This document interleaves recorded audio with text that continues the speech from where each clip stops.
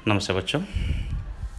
आज हम 10वीं कक्षा का दूसरा पाठ ईदगाह जो मुंशी प्रेमचंद द्वारा लिखी गई है वो पढ़ने जा रहे हैं। तो इस पाठ में जाने से पहले इस पाठ का शीर्षक ईदगाह, इसका अर्थ क्या है, ईदगाह का मतलब क्या है, ये जानने की कोशिश करेंगे। अब ईदगाह शब्द जो है ईद शब्द से बना है। ईद का अर्थ है त्योहार, उत्सव या कोई शुभ दिन। इसी ईद शब्द से बना है ईदगाह। ईदगाह का अर्थ है प्रार्थना करने की एक जगह। ये मुसलमान ज़्यादातर या लोग ना मस्जिद में नमाज़ पढ़ते हैं। तो ईदगाह मस्जिद नहीं है। ईदगाह एक ऐसी खुली जगह है जो साधारणतया गांव के थोड़े दूर पर, शहर के कुछ दूर पर एक खुली जगह रहती है जहाँ पर कुछ विशेष दिनों में वहाँ पर इकट्ठा होकर नमाज़ पढ़ते हैं, नमाज़ अदा करते हैं। तो ऐसी जगह को ईदगाह कहते हैं।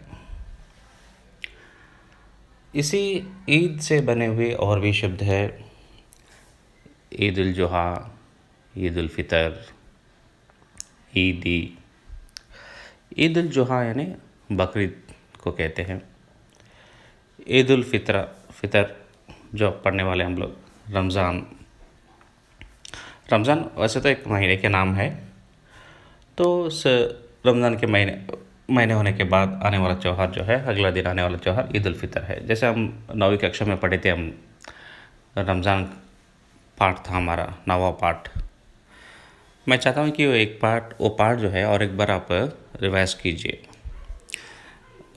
क्योंकि इससे अगर वो पाठ पढ़ेंगे तो आपको बहुत सहायता मिलेगी इस पाठ समझने में। अब ठीक है, ईदगाह का अर्थ समझने के बाद अब पाठ में आगे बढ़ेंगे। अब देखिए, अभी अगला है उन्मुखीकरण। उन्मुखीकरण में एक छोटी सी कविता दी गई है यहाँ पर। बहुत अच्छी कविता है, एक बार कविता पढ़ेंगे।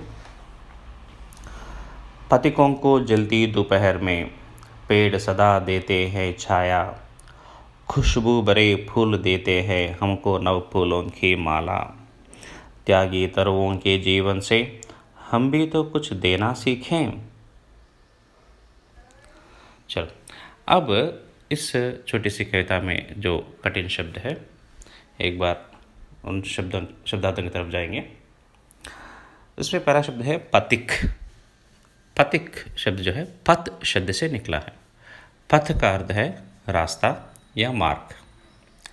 पथिक यानी पथ पर चलने वाला या मुसाफिर या यात्री, उसको पथिक कहते हैं।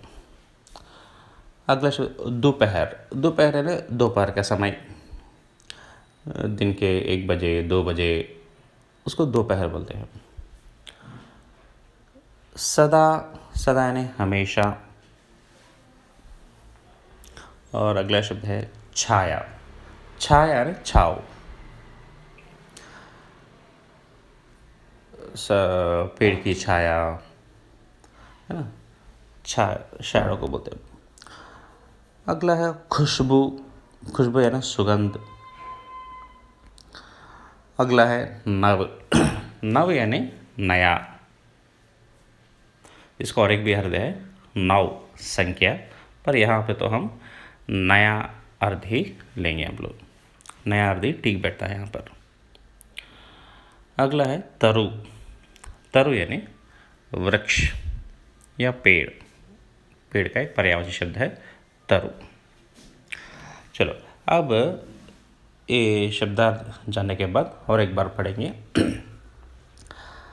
पथिकों को जलती दोपहर में पेड़ सदा देते हैं छाया, खुशबू भरे फूल देते हैं हमको नव फूलों की माला, त्यागी तरुओं के जीवन से हम भी तो कुछ देना सीखें।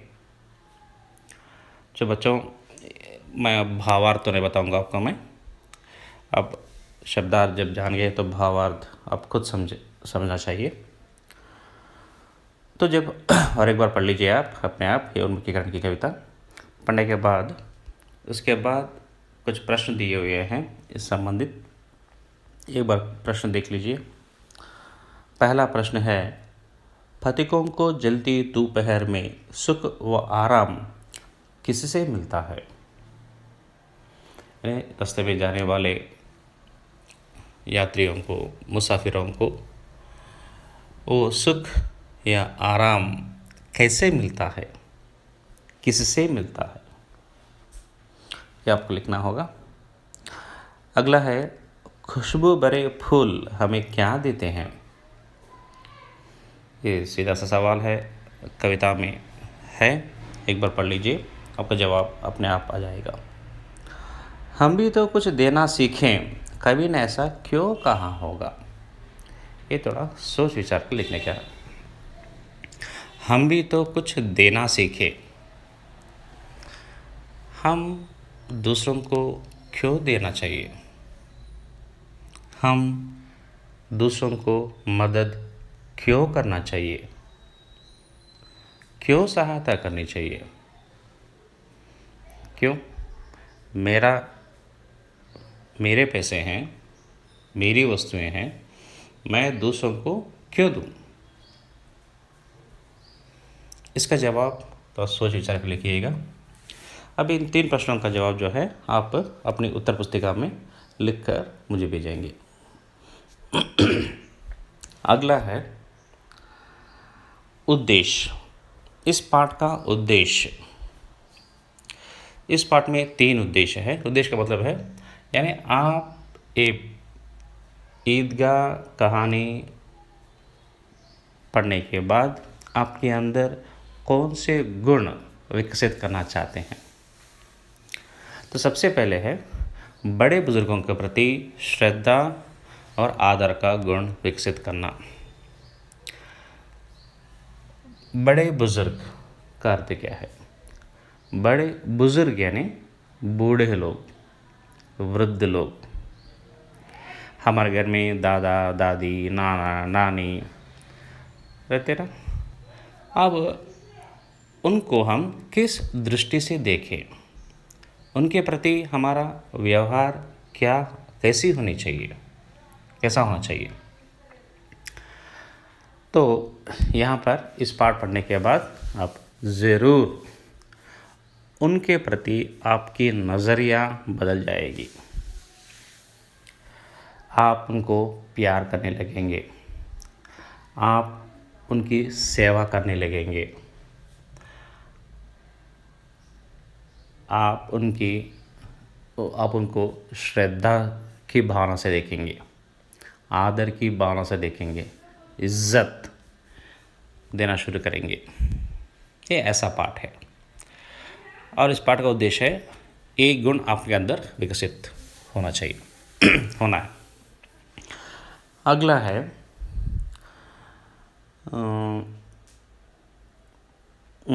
आपके अंदर त्याग, सद्भाव, ऐसे अच्छे गुणों